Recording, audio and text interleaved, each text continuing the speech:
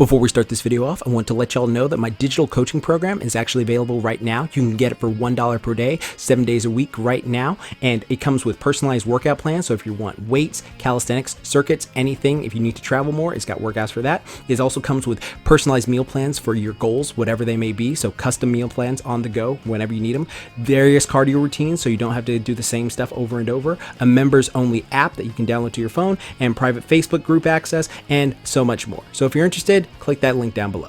Booyah. Y'all, Mandalorian is boss AF.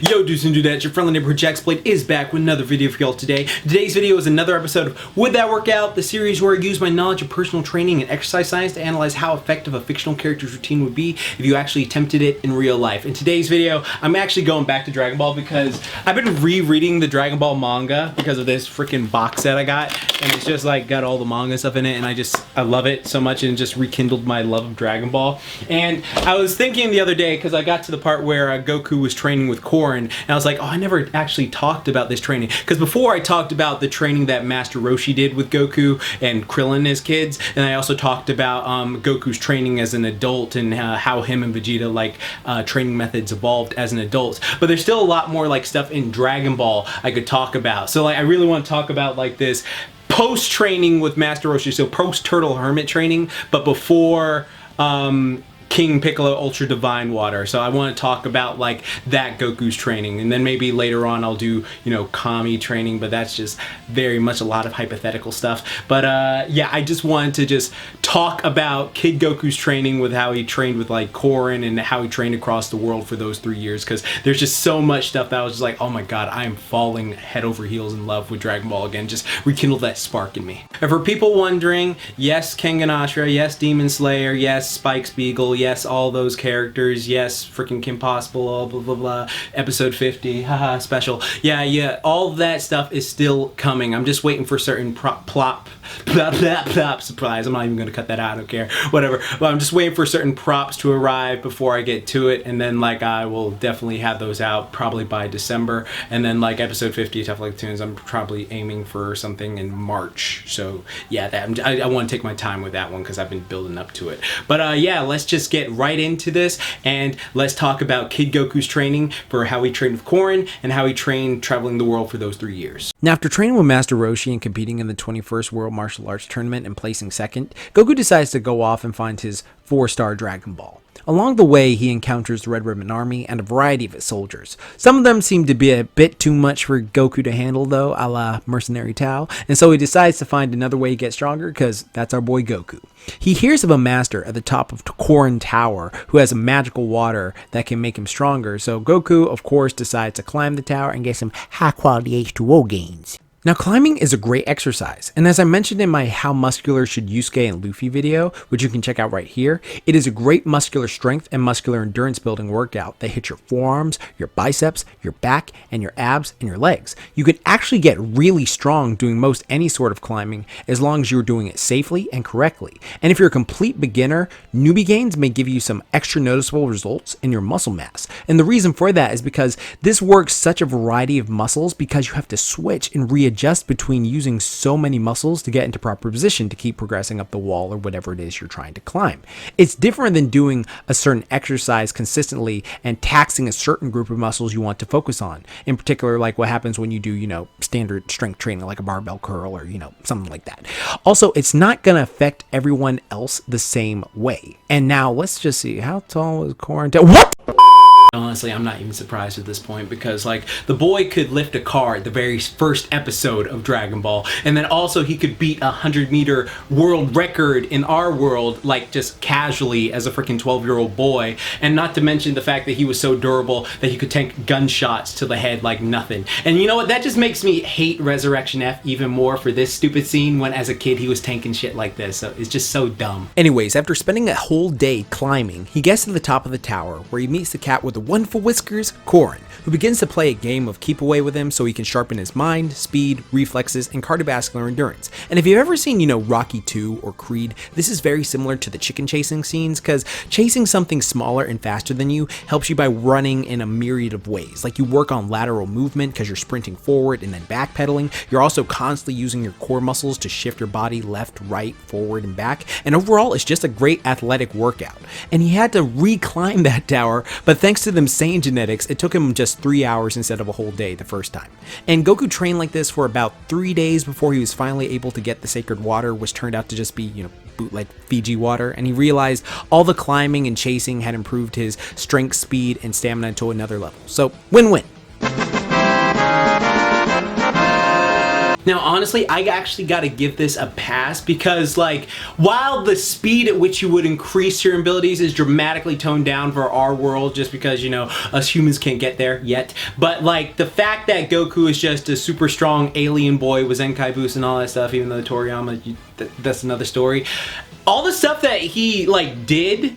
if you did that in real life, just like a toned down version of that, you would get similar attributes. Nowhere near that level yet, but they would give you that sort of similar attributes with all the stuff surrounding the strength, the speed, the stamina, the endurance. All of that would be dramatically increased if you were able to do something like this realistically, but toned down on a much human scale for what we are able to do right now until we evolve to the next step. And with this new power-up, Goku goes and demolishes the Red Ribbon Army. It's beautiful. Honestly, let's pause for a second here, and I just gotta say how much I freaking love Kid Goku. I actually think I like Kid Goku more than adult Goku. Now, superhero dub Goku from the Toonami dub of DBZ, when he was more of a superhero, that I personal bias, that one inspired me to train, so that one's always GOAT to me. But Kid Goku just himself in the actual Goku character, I love so much more, because first off, his adorable little naivete is just so funny to witness. And when he does stupid things, there's not things where you go oh,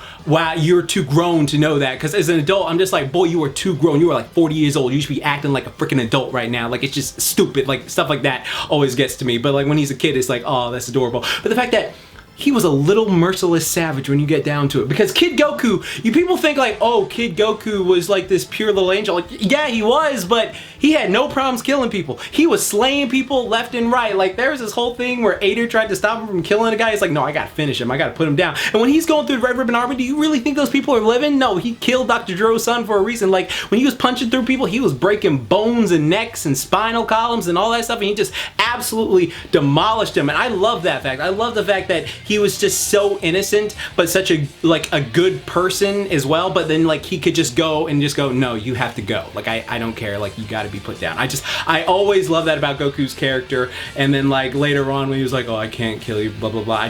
To me, I just love Kid Goku for that little thing, because I love heroes who just finish their villains no cap, just yeah, you're done, I don't care, you killed too many innocent people, you hurt too many people, you're gonna keep hurting people, let's go. I love that thing about Kid Goku. So anyways, Goku fights a ton after the Korin training, and like I've mentioned before many times, if you are a martial artist fighter, it is always good to fight against a variety of opponents so you can be ready for any situation.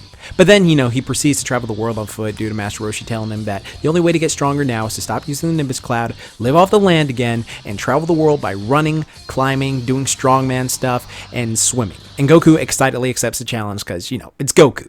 And in the manga, it immediately pans to 3 years later, and we don't get to see what type of Goku training that he does, the stereotypical, push-ups and sit-ups and all that stuff. We just see, him go, immediately 3 years in the manga. And that's always sad. That's why training filler is killer. Type that comment down below if you agree with me. Training filler is killer. Now, I don't know if any animators or writers are watching this video right now, but take this into account. The only type of filler we ever need is training filler and slice of life filler with our superpower badasses. We don't need any filler villains or lame stuff like that, just training filler or slice of life, unless you're Steven Universe, because I don't give a damn about anyone in Beach City. So, anyways, to go back to Goku, we see Goku doing a myriad of training to live off the lands, from climbing trees, running, hunting wild animals, doing strongman work, lifting boulders, swimming in the ocean, and doing lots and lots of handstand work.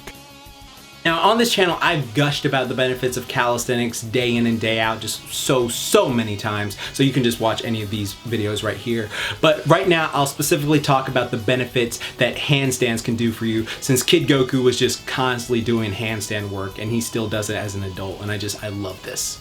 Number 1, they obviously make your upper body far stronger because you're carrying your entire body's weight, which leads them to strengthen pretty much every muscle in your arms, shoulders, and upper body. Not to mention they also strengthen your hip flexors, hamstrings, inner thigh muscles, and spinal muscles to create a balanced, super strong core. And when you can do handstand walks weighted like Goku was doing, then your strength will improve even more. Number 2, they help you build balance along with that core strength and control, so you're able to be, control all of these muscles and make constant adjustments in order to maintain your balance. And also that requires you to stabilize your muscles to keep yourself from falling over. So just beautiful, beautiful core work right there. And number 3, they are fun. Like, honestly, they are fun as heck. You can, honestly boost your mood doing handstands or handstand walking when you got it down. Because when you're upside down, blood flow increases to the brain and can energize and calm you when you're feeling down or stressed out. They can also reduce production of the stress hormone cortisol, will help you relieve, minor pains or depression or anxiety. But also, plus, handstands are just super fun, and they stimulate the thyroid and pituitary glands that help you boost your metabolism as well, which explains another boost in his same metabolism. All right, so there's just a little fun little science tip for you. No, don't just sit upside down all day by yourself. Just don't hang from something upside down, like Upside Down Girl from Recess. All right, like that. That's just gonna lead to some negative results if you do that every day. But Goku constantly was handstand walking, and that helped increase his muscular strength tremendously, in addition to swimming, running, strongman, climbing, and he had been doing all of this for a daily basis on 3 years. Which again, I gotta get props for. It would be pretty legit. If you have, food, water, shelter for warmth, and you're able to live off the land like that, and you're able to train like that constantly, as long as you have those things going with you, then by all means, yes, this will work. You would not increase to the level of that little Saiyan child, but by God, you would be a lot stronger than the average person by doing all this sort of training on a daily basis. But overall, would Kid Goku's training work if attempted in real life?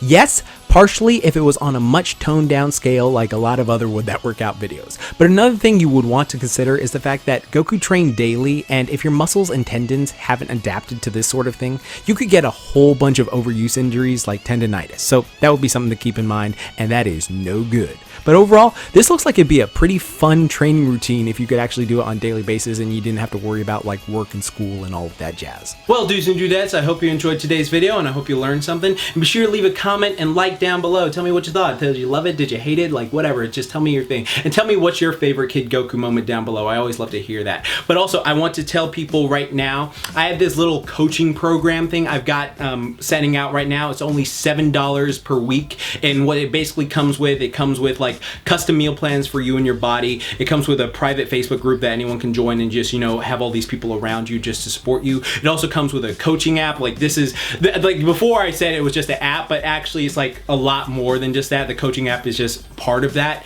which has a ton of trainers and stuff like that help you, and with different workouts with calisthenics, weight training, circuit training, whatever. It's help you on the go. And there's just so much to go about it. So click that link down below if you're interested in getting it, because it's just only $7 a week right now. You can get it, $30 a month, pretty easy. And yeah, it's just help you out. You can cancel whenever just to get that program. And remember, you're not obligated to get it. I just want to say that because some people feel oh, well, are you going to charge for Tough Like Toons? No, Tough Like Toons is my baby. All my videos will always be free. This is just a bonus thing for people who want to take themselves to the next level. And of course, if you want to check out any of my ebooks, one of I'm actually really happy I'm working on is the Hero's Will audiobook, where I record the stuff so I'll be able to talk to you. But for those of you who want to listen to it, it's how to help you develop that hero's will to be like your hero, so that you actually want to stay training, you want to stay motivated, and you actually have that hero's will to keep being better. So there you go with that. Yeah, I hope you all have a happy Thanksgiving, happy Christmas whenever this video comes out. And remember, like I always say, keep calm, booyah on, don't forget, moment time. Now go feast like Kid Goku, booyah!